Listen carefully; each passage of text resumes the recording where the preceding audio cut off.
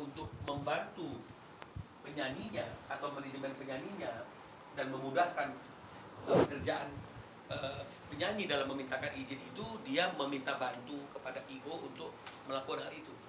Ya, secara subrogasi atau delegasi apapun namanya, tolong dong, saya mau bawakan lagu ini, penciptanya ini tolong dihubungi, mintakan izin dan sebagainya, atau ke LMK dan sebagainya.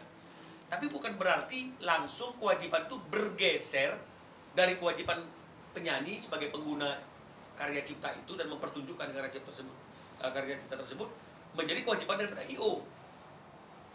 Ya. Dan itu terbukti ya dengan adanya perkara Ari Bias melawan Agnes Mo atas penggunaan lagu Bilang Saja tersebut, karena Majelis Hakim Pengadilan Niaga Jakarta Pusat yang memutus perkara ini pada tanggal 30 Januari yang lalu sudah mengeluarkan keputusan. Ya, yang amar putusannya saya tidak bacakan seluruhnya, tapi intinya adalah menyatakan tergugat telah melakukan pelanggaran hak cipta karena telah menggunakan secara komersil lagu ciptaan penggugat Bilang Saja pada 3 konser tanpa izin penggugat selaku pencipta. Jadi tergugatnya adalah Agnes Mo. Ya. Ketiga, menghukum tergugat membayar denda kerugian secara tunai akibat menggunakan lagu ciptaan penggugat tersebut secara komersil tanpa izin sebesar 1.500.000.000 rupiah kepada penggugat dengan perincian sebagai berikut. Konser tanggal 25 Mei 2023 di W Super Club Surabaya 500 juta. Konser tanggal 26 Mei 2023 di Edge Club Jakarta 500 juta. Konser tanggal 27 Mei 2023 di W Super Club Bandung 500 juta. Total 1,5 miliar. Jadi ini juga menjadi perdebatan. Orang bertanya, kenapa denda satu kali pelanggaran 500 juta? Dari mana hitung-hitungannya? Saya sampaikan, karena memang itu diatur dalam pasal 113 Undang-Undang Hak Cipta. Atas pelanggaran pasal 9 itu, dendanya adalah 500 juta yang tidak minta izin itu. Orang-orang berkata lagi, itu kan denda untuk jika ada perbuatan pidana. Tapi saya mau sampaikan, tidak ada perhitungan yang pas atas kerugian pencipta itu kalau misalnya kita berlandaskannya itu landasan-landasan dari perhitungan kita sendiri, berlandaskan dari asumsi kita sendiri. Maka saya tetap bersikukuh untuk merefer apa yang disampaikan oleh undang-undang. Denda 500 juta itu adalah yang paling tepat, karena itu pasti sudah melalui proses persidangan di DPR oleh pembentuk undang-undang tersebut dan beranggapan setiap kali pelanggaran itu layaklah si pelanggar itu diberikan denda 500 juta kepada pencipta. Dan itu sudah terbukti apa yang kami sampaikan dalam gugatan kami, apa yang kami ajukan dalam persidangan itu diterima oleh hakim. Ya. Jadi ini membuat sebenarnya sudah tidak perlu ada perdebatan lagi tentang siapa yang harus meminta izin, karena dari putusan ini jelas yang meminta izin itu adalah penyanyi yang menggunakan lagu dari pencipta, bukan IO. Dan itu sejalan pula dengan pertimbangan hakim di dalam halaman 69 dari 74 halaman yang saya kutip, menimbang bahwa berdasarkan pasal 1 ayat 6 Undang-Undang Nomor 28 Tahun 2014 tentang hak cipta di atas, arti dari pelaku pertunjukan yang dimaksud adalah seseorang atau beberapa orang yang menggunakan karya cipta. Ya. Jadi jelas IO tidak akan menggunakan karya cipta. IO hanya orang yang membantu mempersiapkan seorang penyanyi mempertunjukkan karya cipta. Kalaupun misalnya penyelenggara IO atau apapun namanya mengadakan konser untuk mencari keuntungan, tetap dia di luar orang yang menggunakan lagu. Yang menggunakan lagu tetap adalah penyanyinya. Ya, dan itu terlihat dalam pertimbangan hukum majelis hakim yang tentu mereka bersifat objektivitas. Ya. Jadi ini mengikis semua opini, semua pendapat yang menyatakan Yang bertanggung jawab adalah IO, tidak bertanggung jawab. Tapi kalau IO membantu, mempermudah urusan penyanyi dalam meminta izin, dan itu terjadi selama ini, boleh-boleh saja, tapi bukan berarti yang bertanggung jawab untuk meminta izin penggunaan lagu itu adalah IO. Ya, jadi tolong kita luruskan pendapat yang selama ini dianggap benar. Karena pendapat yang dianggap selama ini benar itu landasannya bukan aturan undang-undang, tapi opini dan kebiasaan yang berlaku di dunia industri musik. Betul ya Mas Biu ya? Kebiasaan ya, dan opini, tapi dianggap benar. Tapi hari ini kita kembali kepada undang-undang, bahwa yang meminta izin itu seyogianya adalah penyanyi yang mempertunjukkan karya cipta tersebut. Ya, jadi ini yang perlu kami sampaikan. Oleh karena itu kami berharap setelah ada putusan ini, meskipun ini belumlah inkrah, ya, tapi masih ada upaya hukum yang bisa dilakukan oleh pihak yang tidak puas atas putusan yang dikeluarkan oleh pengadilan niaga di tingkat pertama ini dengan melakukan upaya hukum kasasi. Tapi kami berkeyakinan karena pertimbangan hukum yang dikeluarkan dalam perkara ini sudah merujuk kepada undang-undang hak cipta dan bukti-bukti yang cukup kuat, kami berkeyakinan bahwa diperiksa di tingkat manapun, pasti hakim yang memeriksa atau pihak kepolisian yang memeriksa perkara pidananya tidak akan berpendapat jauh dari apa yang diputuskan oleh putusan ini, karena putusan ini dilandaskan pada ketentuan undang-undang hak cipta seperti apa yang kami sampaikan dari sejak semula. Jadi mudah-mudahan teman-teman komposer ini bisa mendapatkan apa yang menjadi haknya yang selama ini tidak dibayarkan dengan secara fair. Dari saya mungkin teman-teman cukup sekian dan terima kasih. Nanti kita bisa berkembang dalam pertanyaan, dan selanjutnya saya berikan kesempatan kepada teman-teman dari aksi untuk memberikan pernyataan atas perjuangan dari anggota aksi yang sudah membuahkan hasil. Terima kasih. Kursi satu sini. San.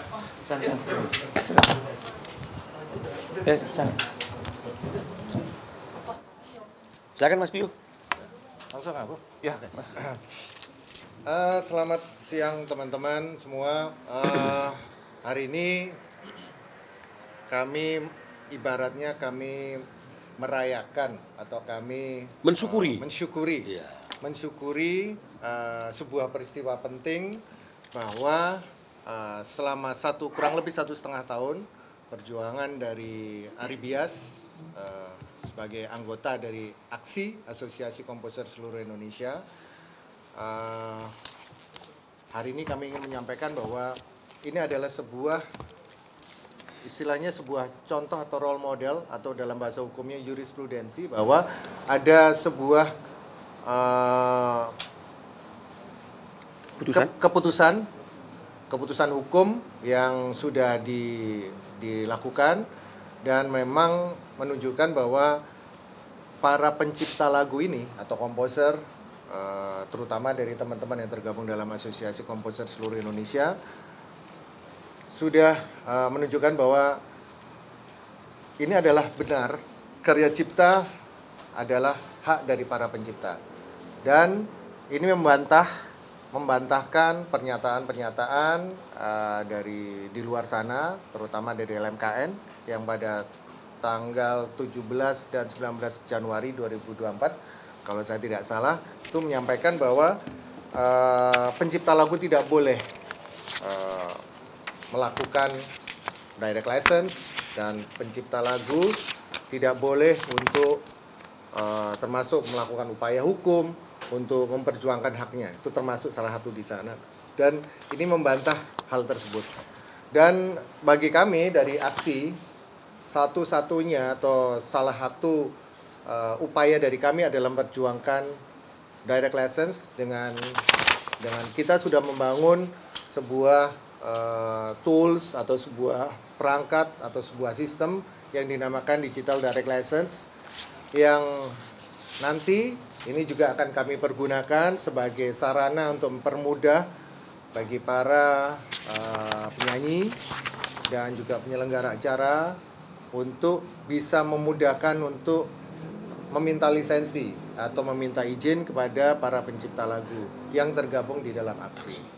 Dan di sini kami juga menyampaikan bahwa tidak ada lagi bantahan, tidak ada lagi sebuah penolakan bahwa karya cipta itu bukan hak dari para pencipta.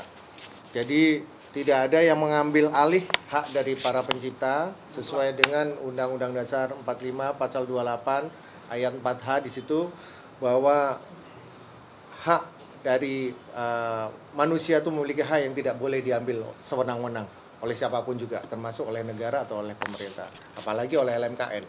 Dan di sini kita ingin menyampaikan juga bahwa tidak ada lagi kekhawatiran dari para pencipta lagu, tidak ada lagi ketakutan dari para pencipta lagu dengan ditakut-takutin tidak boleh meminta atau melakukan direct license kepada para penyanyi atau penyelenggara acara. Di sini kita bisa menyampaikan bahwa hari ini kita menyampaikan bahwa itu adalah tidak benar, dan kami akan berjuang terus supaya para pencipta lagu bisa mendapatkan kesejahteraannya lagi, supaya bisa mendapatkan hak-haknya lagi kembali, karena dalam sebuah konser pertunjukan live musik, satu-satunya pihak yang tidak mendapatkan haknya itu hanya pencipta lagu. Coba kita bayangkan ketika sebuah konser ada penyanyi atau ada band atau ada artis penyanyi yang menyanyikan lagu, di situ ada kru, ada pemain band, ada player, ada sound engineer, ada video DJ, ada semua orang kru panggung, semua dibayar. Sampai yang bawain kopi aja dibayar. Tapi pencipta lagu nggak ada yang memperjuangkan haknya. Padahal itu memakai lagunya pencipta lagu. Jadi kalau itu dianggap kita melanggar karena kita meminta hak kita, memperjuangkan hak kita, hari ini kita membuktikan bahwa itu tidak benar, dan sudah ada keputusan dari Hakim Pengadilan Niaga bahwa memang para pencipta lagu ini punya hak untuk izin, dimintakan izin. Para pencipta lagu itu memiliki hak untuk memperjuangkan karyanya, dan para penyanyi atau penyelenggara acara harus meminta izin kepada para pencipta lagu, izin atau lisensi, ya. Jadi di sini kita menyampaikan bahwa jangan sampai yang satu menimbun berlian karena dengan tiket konser yang mahal, dengan penyanyi yang bayarannya juga sampai ratusan juta, tapi yang satu mencari periuk nasi aja susah.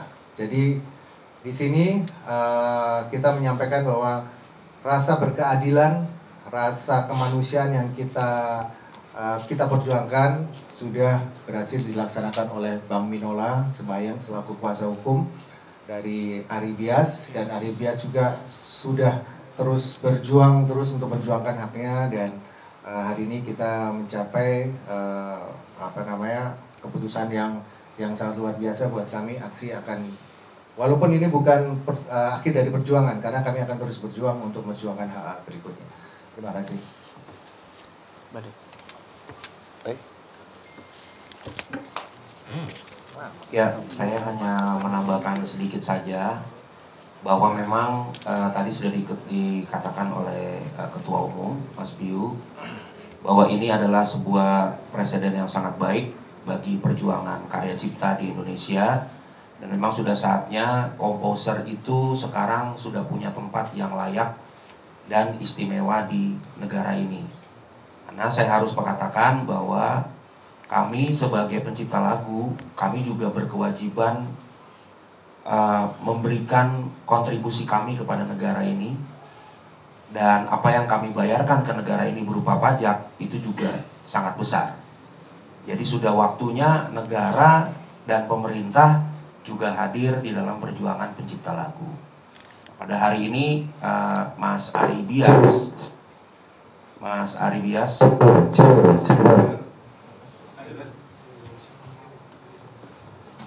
Ya. Oke.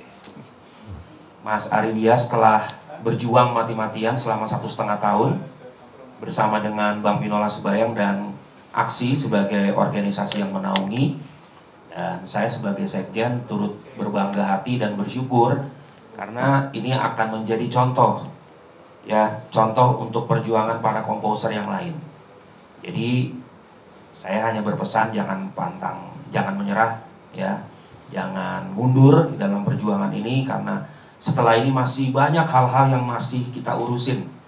Setelah Ari Bias ini juga banyak hal-hal baik itu komposer di tahun 80-an, di tahun 70-an, di tahun 90-an, bahkan di tahun 2000-an itu juga harus kami perjuangkan juga. Bukan demi selebrasi organisasi, tapi ini semata-mata demi keadilan bagi industri musik Indonesia. Itu aja dari saya. Terima kasih. Oke, jadi saya ingin menambahkan seperti apa yang tadi disampaikan oleh Mas Piu sebagai Ketua Umum Aksi terkait dengan masalah LMK dan LMKN, ya. Di dalam pertimbangan Majelis Hakim dalam perkara ini ada tuh, ya, di halaman 70.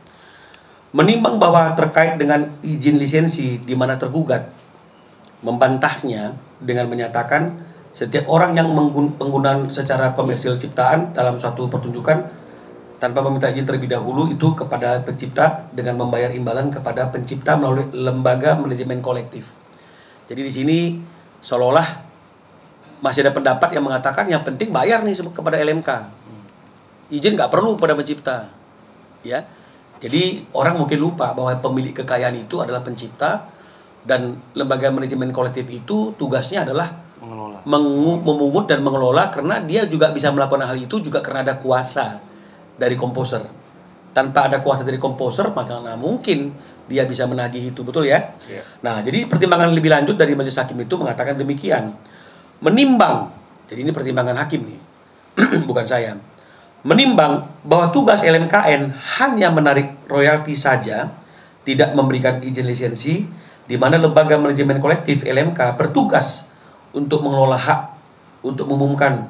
Jadi LMK memberikan izin atas penggunaan lagu-lagu untuk keperluan hak mengumumkan dan seterusnya, dan itu demi kepentingan daripada pencipta si pemilik kekayaan. Jadi artinya tidaklah hak-hak komposer itu hilang dengan mereka memberikan kuasa kepada LMK agar LMK melakukan bantuan kepada komposer agar lebih tertib dalam pengumpulan, pengelolaan dan pendistribusian. Nggak mungkin hak LMK itu lebih di atas daripada hak komposer.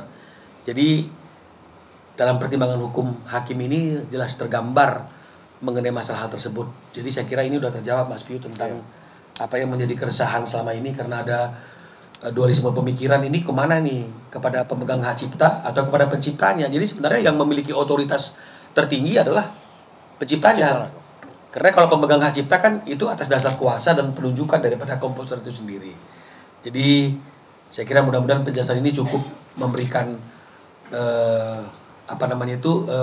pemahaman yang lebih terkait dengan masalah selama 1 tahun lebih dengan lahirnya aksi terjadi gonjang-ganjing ya antara para komposer ini tentang hak-hak daripada komposer. Saya kira seperti itu. Mungkin Mas Posan mungkin ada yang mau tambahkan? Maaf terlambat, macet. Oke, jujur pada hari ini saya sangat berbangga hati karena ternyata bahwa pencipta lagu atau pengarang lagu sudah mempunyai kesepakatan kepada pengadilan negeri atau negara, ya, artinya bahwa memang benar adanya pencipta lagu atau pengarang lagu adalah mempunyai hak ekonomi dan juga terutama hak moral di dalam karyanya. Jadi buat saya pribadi dan juga mungkin teman-teman aksi, kemenangan Ari Bias ini yang tentunya kuasa hukumnya dari Dr. Minola dan juga Asosiasi Komposer Seluruh Indonesia, kemenangan Ari Bias ini menjadi kemenangan juga untuk para semua pencipta lagu dan pengarang lagu di seluruh Indonesia. Hidup pencipta lagu Indonesia. Terima kasih. Ya. Hari jawab mungkin. Silakan, mau ada pertanyaan? Selama ini ada jumpa pers ini dari Agnes Monikanya udah respon atau dari manajemennya? Misalkan dia mau damai, apa dia harus bayar 1 M juga?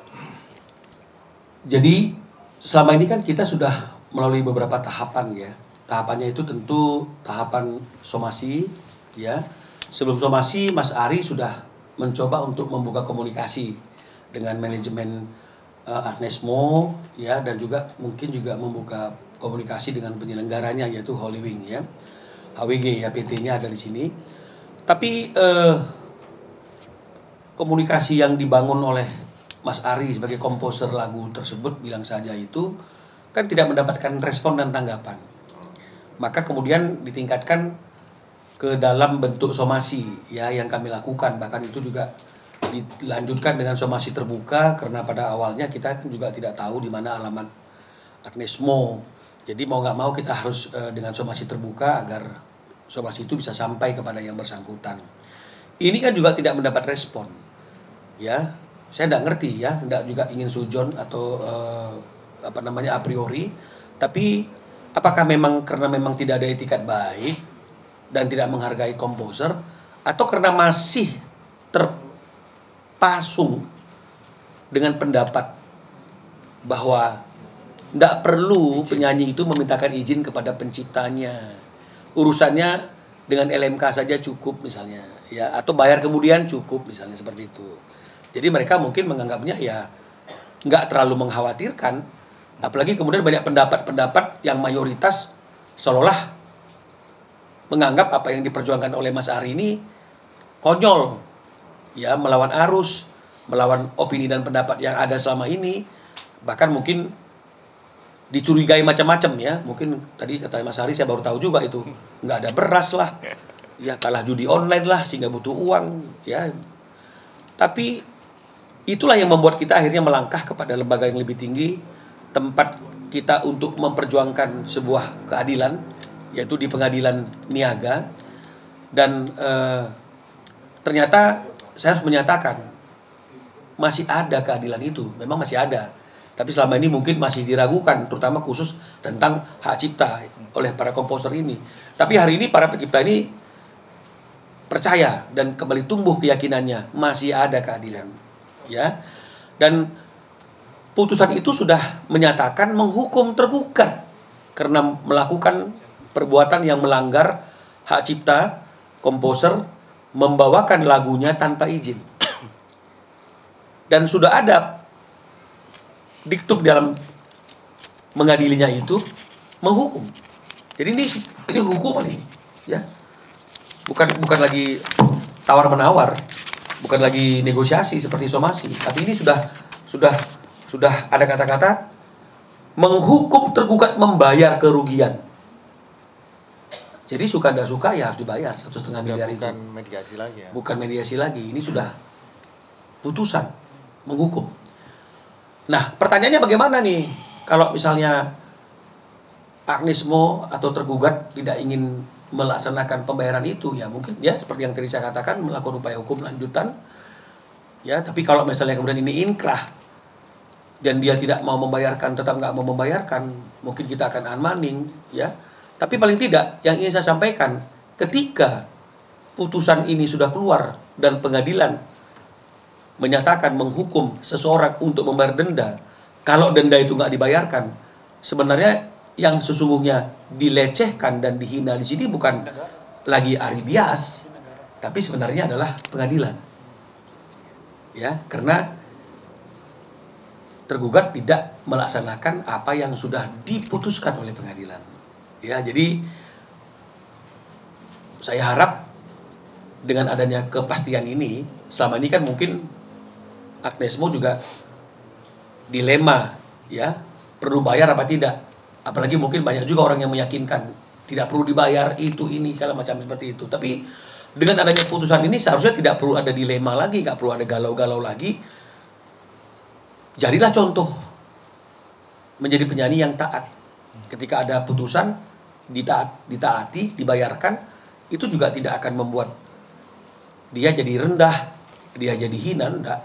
Tapi justru itu akan membuat dia jadi lebih dihargai dan dihormati sebagai orang yang komitmen. Dan kita menganggap bahwa selama ini, kalaupun dia belum mau membayarkan karena memang dia masih ragu, takut pembayarannya itu salah karena ada pendapat-pendapat yang macam-macam berkembang. Tapi hari ini harusnya keraguan itu disingkirkan dan dia harus taat kepada putusan tersebut. Misalnya kalau sudah inkrah ya, dan membayarkannya secara sukarela kepada Mas Ari, karena itu sudah merupakan keputusan pengadilan. Itu juga akan membuat dia jadi lebih dihormati dan dihargai, bukan direndahkan. Saya kira seperti itu.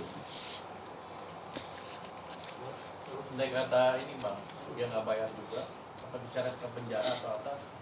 Ada hukum Ya ingat, itu? ini kan masih ada proses pidananya yang masih berjalan.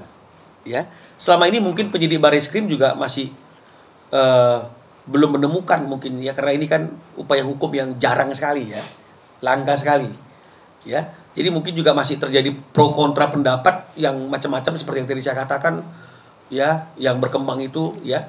Tapi dengan adanya putusan ini, meskipun masih perlu diuji lagi jika memang mereka melakukan upaya hukum lanjutan, ini sudah merupakan satu titik terang bahwa memang telah terjadi pelanggaran hak cipta karena lagu Ari Bias dibawakan dalam konser oleh Agnes Mo tidak meminta izin, sementara live konser itu komersil, ada pembayaran yang dilakukan oleh penyelenggara kepada Agnes Mo.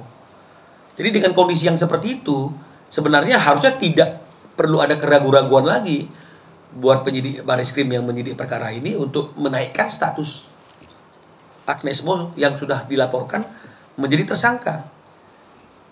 Dan tentu ya berjalanlah proses hukumnya sesuai dengan apa yang diatur dalam pasal 113 itu tentang hukuman penjara dan sebagainya. Tapi kalau misalnya kemudian ada itikat baik di tingkat Barreskrim itu, ada yang namanya retroaktif justice, kan begitu ya, dan kemudian dia melaksanakan isi putusan dengan membayarkan dendanya, maka mungkin itu bisa Ari Bias mungkin loh ya, karena bukan saya mengambil keputusan, tapi Ari Bias memaafkannya dan kemudian mungkin mencabut laporannya, kan begitu ya Mas Ari ya. Nah, tapi ini kita lihat dulu bagaimana fenomena perkembangan perkara ini dan sikap apa yang akan diambil oleh pihak Agnes Mo. Saya kira seperti itu. Ada pertanyaan lain ya? Setelah putusan ini berarti udah ada komunikasi atau kooperatif dari pihak Agnes Mo sendiri? Oke, saya perlu sampaikan bahwa putusan ini dibacakan atau dikeluarkan pada tanggal 30 Januari itu secara e-court ya, karena pendaftaran kita juga itu e-court, jadi putusannya juga by e-court. Jadi kita baru akses di link e-court itu pada tanggal 30. Jadi kan tidak ada pertemuan antara kita dengan kuasa hukum Agnes Mo ya. Saya juga tidak tahu, tapi harusnya mereka juga pasti sudah buka sistem untuk mengetahui hasilnya, dan saya kira seharusnya mungkin dia juga sudah tahu. Belum ada komunikasi karena mungkin masih didiskusikan apakah menaati isi putusan atau mungkin ingin melakukan upaya lanjutan. Karena masih ada satu peluang lagi kasasi, yaitu hak mereka. Tapi seperti yang tadi kami yakinkan dan bicarakan, membaca pertimbangan hukum hakim ini, kami yakin bahwa Mahkamah Agung juga pasti akan sependapat dengan apa yang diputuskan oleh pengadilan niaga di tingkat pertama. Tapi nggak apa-apa, kita hormati setiap upaya hukum yang dilakukan oleh siapapun, termasuk oleh Agnes Mo yang mungkin ingin menaik ke kasasi. Nah, jadi belum ada komunikasi, ya. Jadi mungkin masih dipikirkan dulu, dipertimbangkan dulu, kan begitu ya, plus minusnya, ya. Tapi kalau saya sih harusnya salut ya, kalau misalnya kemudian putusan ini ditaati. 14 hari. Ya, ini akan menjadi contoh juga, ya, menjadi pionir dalam penegakan hukum yang berkaitan dengan hak cipta. Saya kira seperti itu. Mungkin buat Mas Ari Bias nih, dengan huru hara jadi kan ini pertama kali juga Mas dalam hidup mungkin merasakan hal kayak gini. Mungkin kayak trauma juga nggak sih untuk kedepannya menceritakan lagi buat artis yang lain, atau seperti apa? Mungkin ada milih-milih juga, atau mungkin harus ada kontrak yang jelas, atau seperti apa? Nggak ada sih, nggak ada traumatik itu, nggak ada. Cuman kan saya memahami tentang undang-undang hak cipta itu memang nggak dari awal, nggak dari tahun waktu saya ciptakan lagu itu 2004 itu, saya belum mengenal itu undang-undang. Nah, setelah saya tahu di undang-undang itu ada hak-hak pencipta lagu yang harusnya dilindungi, nah makanya saya merasa, loh kok selama ini hak-hak saya berarti nggak ada dong gitu, sebetulnya harusnya ada gitu kan. Nah itu akhirnya setelah saya bertemu dengan teman-teman pencipta lagu, bergabung dengan aksi, jadinya semakin menambah ilmu dan wawasan saya tentang hak cipta. Akhirnya saya mencoba untuk men-scanning lagu-lagu saya ini di mana aja nih gitu. Haknya dia untuk Nah, terus akhirnya ya terjadilah konser yang kemarin itu gitu. Dan itu pun konser itu saya sudah surat di pihak manajemen secara langsung, belum ketemu Bang Mino belum. Saya secara langsung sudah meminta royalti ya, karena selama ini dari EMKN juga nggak ada royalti. Jadi saya minta langsung ke pihak manajemen Agnes, waktu itu sebesar 15 juta saya mintanya kan, tapi kan nggak digubris, nggak dikasih ya kan. Ya udah, akhirnya saya tunggu apakah saya dapat terima dari EMKN, mungkin dari EMKN mereka bayar gitu ya. Ternyata setahun kemudian saya tanya ke EMKN, nggak bayar juga. Nah, akhirnya saya konsultasi dengan Bang Mino lah, begitu ceritanya. Tapi kalau traumatik buat lagu sih enggak, saya tetap berkarya kok. Baru kemarin saya keluarin single juga. Dan saya sekarang mungkin lebih banyak produksi sendiri aja. Jadi nggak jual-jual lagu lagi gitu kayak dulu gitu. Saya produksi sendiri, saya cari artisnya, saya suruh nyanyiin lagu saya gitu. Jadi kerjasamanya berjalin dengan baik gitu. Berarti bisa bilang mengantisipasi hal-hal yang sebelumnya ini. Ya kalau ada yang mau pakai lagu saya mau bayar ya nggak apa-apa juga, boleh aja. sebenarnya nggak perlu diantisipasi. Undang-undangnya udah jelas sebenarnya. Jadi kelihatannya semeraut ini kan karena pemahaman undang-undangnya yang mungkin suka tidak tepat, kan begitu ya kira-kira. Jadi ada banyak pendapat gitu ya, dan semua menganggap pendapatnya benar gitu loh ya. Padahal seperti yang tadi saya katakan mungkin itu karena kebiasaan, kan gitu ya, karena kebiasaan. Terus kemudian dianggap benar. Padahal kan jelas di Undang-Undang Hak Cipta itu kan jelas pasal 9 mengatakan pengguna itu harus mendapatkan izin dari pencipta jika ingin menggunakan ciptaannya untuk kepentingan komersil. Jadi kepada siapa minta izinnya? Ke pencipta. Itu yang paling utama, karena pencipta itulah pemilik karya cipta. LMKN bagaimana? Dia mendapatkan kuasa dari pencipta. Jadi levelnya kan di bawah pencipta, karena dia bukan pemilik karya cipta tersebut, tapi orang yang diberikan kuasa untuk mengelola. Ya, LMKN. Saya mau tanya juga nih, mumpung ada ketua aksi di sini dan para komposer ya teman-teman ya. Ini bagian yang paling penting nih. Sebenarnya komposer itu atau LMKN itu sebenarnya mendapatkan kuasa enggak sih daripada komposer? Kok sekarang mereka berkoar-koar tentang hak mereka atas karya cipta? Sebenarnya mereka tuh ada hak nggak Mas? Mas Bi, terima kasih. Nah, ini yang sebenarnya perlu kita luruskan ya. Jadi para pencipta lagu, teman-teman komposer ini sebenarnya kita menguasakan karya kita untuk dipungut royaltinya atau dikumpulkan royaltinya oleh suatu lembaga yang namanya Lembaga Manajemen Kolektif. Ini menurut sesuai dengan Undang-Undang Hak Cipta nomor 28 tahun 2014. Dan di situ juga kita memberikan kuasa kepada LMK saja. Namun sesuai dengan dirilisnya atau diterbitkannya PP 56, tugas dan pekerjaan dari LMK ini diambil alih oleh LMKN dan diambil alih termasuk juga hak-hak dari para pencipta. Nah ini sebenarnya bertentangan sekali karena kami tidak pernah memberikan kuasa kami kepada LMKN. Tapi kalau menurut LMKN itu adalah disebut sebagai hak atribusi menurut mereka seperti itu. Dan mereka tidak mau bertanggung jawab kepada para pencipta lagunya. Ketika kami waktu itu sempat mengirimkan somasi, 2 kali somasi kepada LMKN untuk meminta transparansi, meminta laporan keuangan selama ini LMKN kepada para pencipta lagu. Tapi mereka menolak bahwa mereka bilangnya adalah mereka bertanggung jawab bukan kepada pencipta tapi kepada Kementerian Hukum dan HAM. Jadi ini aneh sebenarnya. Nah, kembali kepada LMK ini, kita menguasakan kepada LMK. Dan itu sebenarnya ada satu hak buat kita juga untuk mengambil alih kembali atau menarik kembali apabila kita merasa kita tidak nyaman atau merasa ada sesuatu hal yang memang tidak membuat kita berkenan kepada apa yang dilakukan oleh LMK. Tapi itu pun juga dibantah oleh LMKN bahwa tidak boleh. Di sini seperti yang disampaikan, ada LMKN di Instagramnya LMKN pada tanggal 19 Januari 2024 mereka menyampaikan bahwa LMKN sebut tidak perlu meminta izin ke pencipta lagu kalau ingin membawakan lagu orang.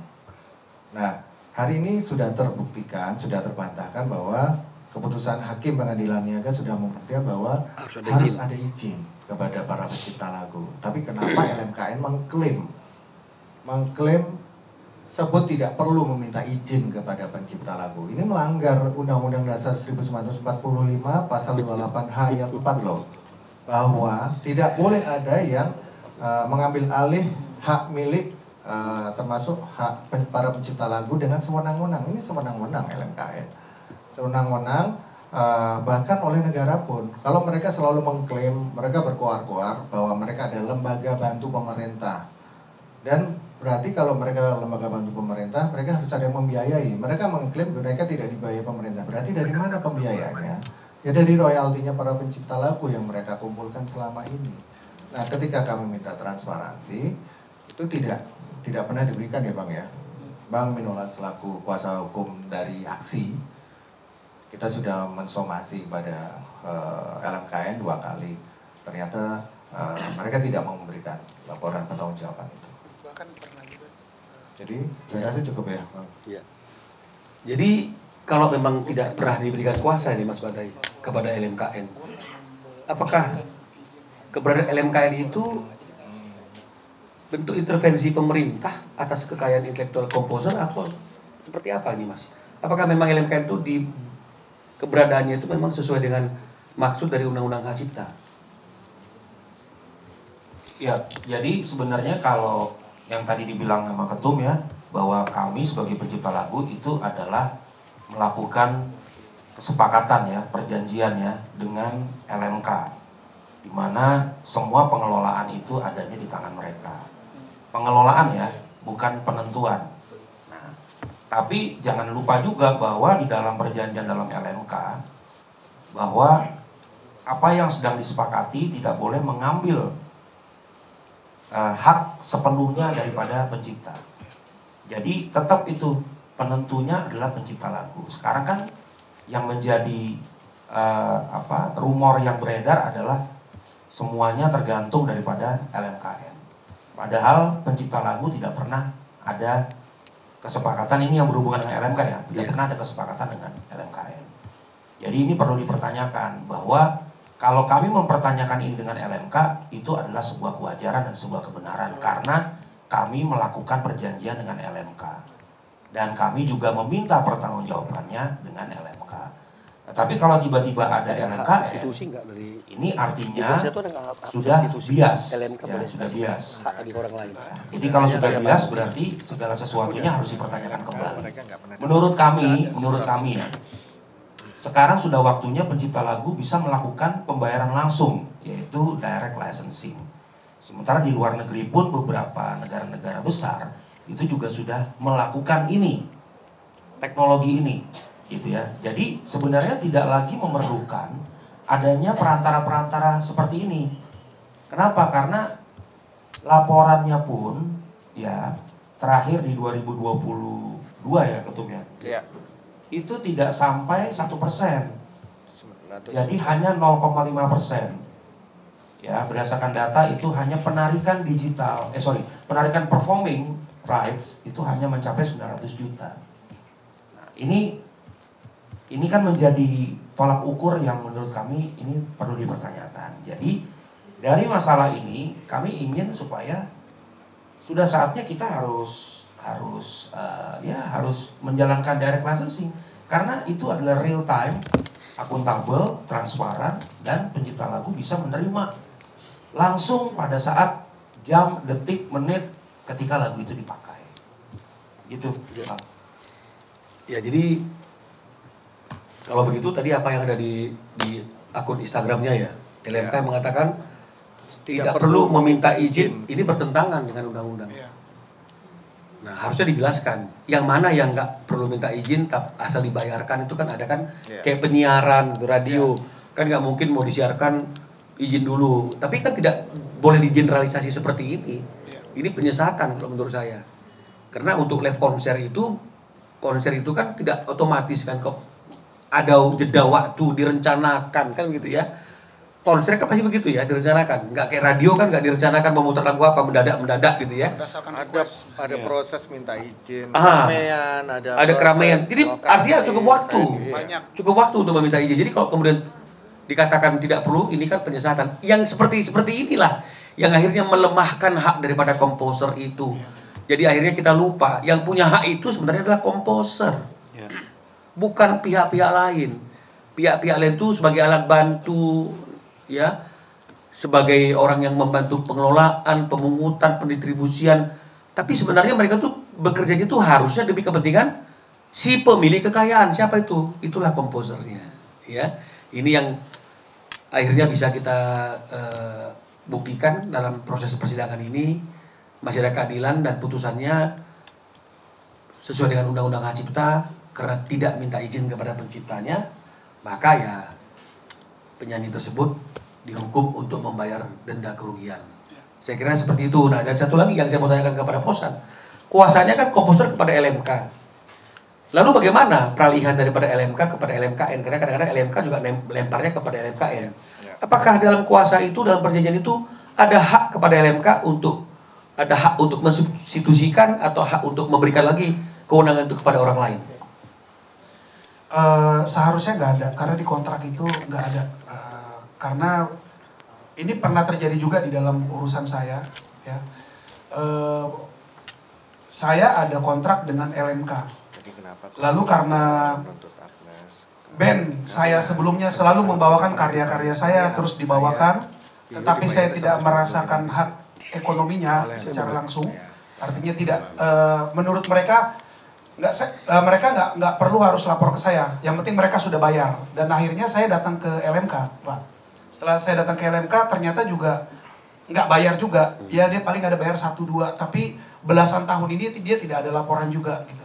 Lalu saya bilang ke LMK dan saya surati dan saya datang ke LMK bahwa terkait band Kotak, ya, anggap di sini namanya saya sebut aja Kotak, tidak boleh lagi membawakan karya-karya saya, ya, baik itu karya bersama, tidak boleh lagi membawakan tanpa seizin saya langsung, gitu. Karena memang mereka bilang ya penting bayar gitu. Ternyata kenyataannya tidak bayar. Saya surati dan saya datangi suratnya, saya antar ke LMK langsung dan LMK menerimanya. Saya sebut aja pada waktu yang menerima itu namanya Pak Medi, dan di situ ada juga siapa namanya yang sebelumnya itu Bang Ciko, dan juga ada Bang Maki Ungu di situ. Saya sebut aja karena memang saya sudah datang. Dan saya nggak tahu kenapa sampai sekarang mereka masih membawakan. Jadi saya sebagai pengarang lagu itu saya merasa tidak surat saya itu tidak diindahkan. Gitu. Nah, terkait tadi di dalam kontrak itu tidak ada, teman, tidak ada.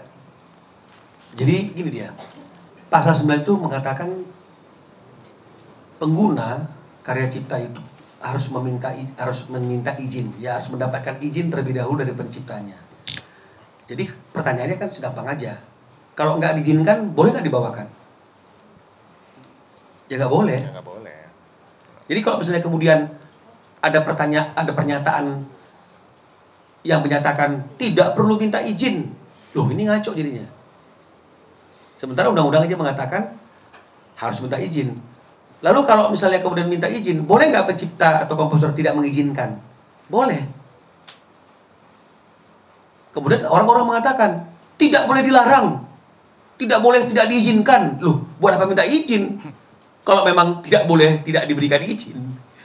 Nah ini yang kadang-kadang pernyataan-pernyataan yang tidak konstitusional, tapi itu diyakini karena mungkin menguntungkan beberapa pihak yang merasa diuntungkan dari pernyataan-pernyataan itu. Karena kan harus mendapat izin. Kan artinya kan ada dua pilihan bagi komposer, mengizinkan atau tidak.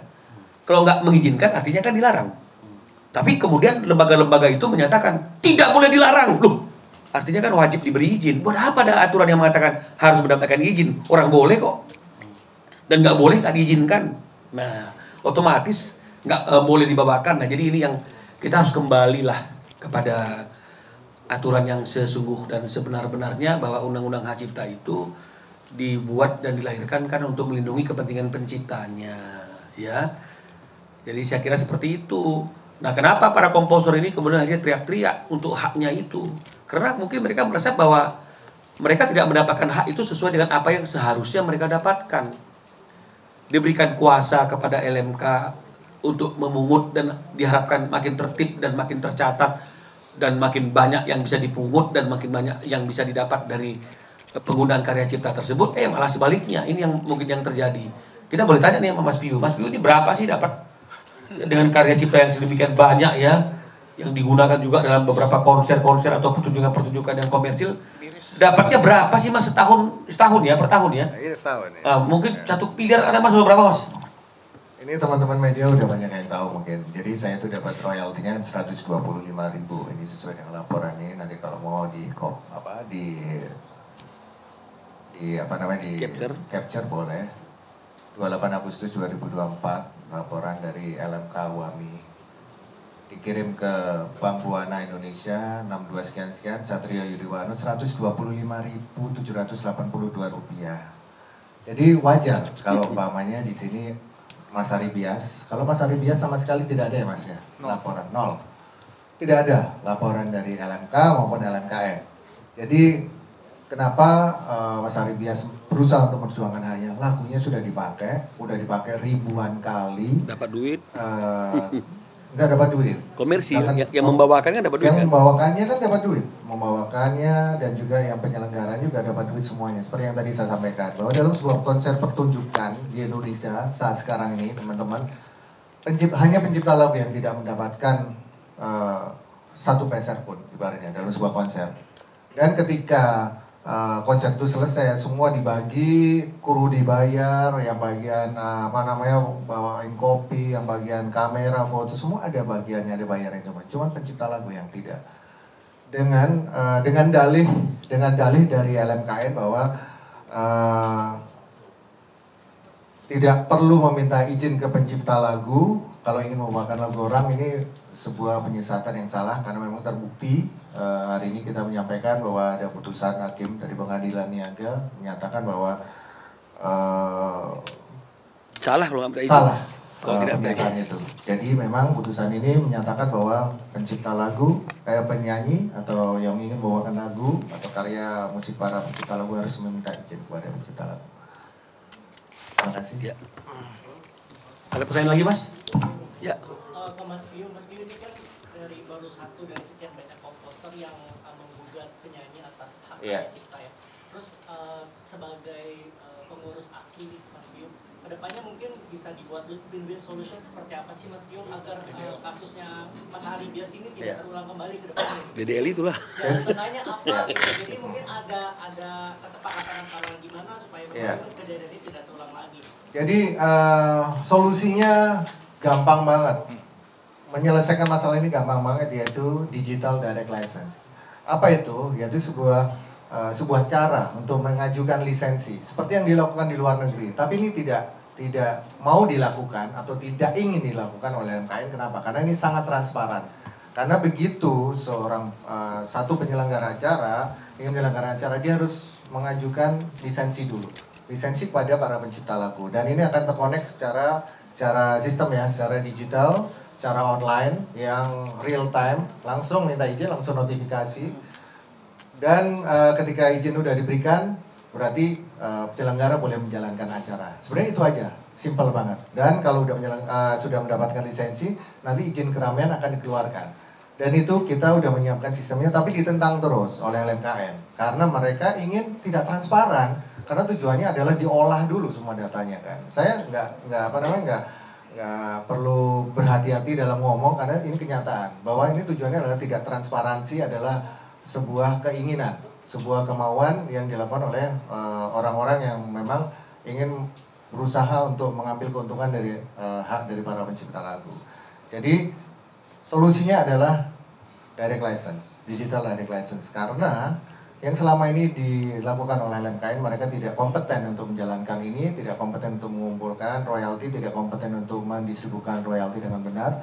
Saya aja yang konsernya hampir setiap bulan ada 13-14 kali show, hasilnya 125.000 Dan Mas Aribias yang lagunya dibawakan sampai ribuan kali lewat Nexmo, terus habis itu Mas Badai, Posan, dan kawan-kawan yang lain, ada Bembinur, ada Mario Kacangi, lagunya juga.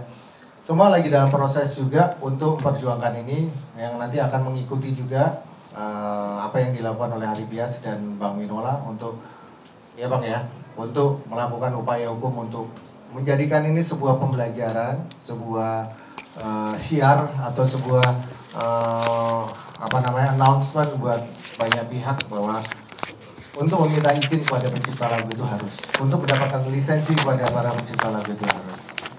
Mas Badai mungkin ada yang mau tambahin? Cukup Mas. Ada pertanyaan lagi Mas? Cukup ya. Terima kasih lah, tutup. Oke, penutup dari saya mungkin. Jadi atas putusan ini saya berharap Agnes mau melaksanakan dengan besar putusan hati ini, karena ini adalah permintaan dari pengadilan atau negara ya, bukan dari saya. Jadi 1,5 miliar itu harap segera dibayarkan, atau kalau mau bisa memperpanjang ya silakan aja, nanti silakan kasasi karena itu hak beliau, dan saya juga punya banyak cara untuk memperjuangkan lagi hak saya ini. Jadi saya tidak akan berhenti sampai hak saya dapat. Terima kasih. Wassalamualaikum warahmatullahi wabarakatuh. Konsumsi mereka udah?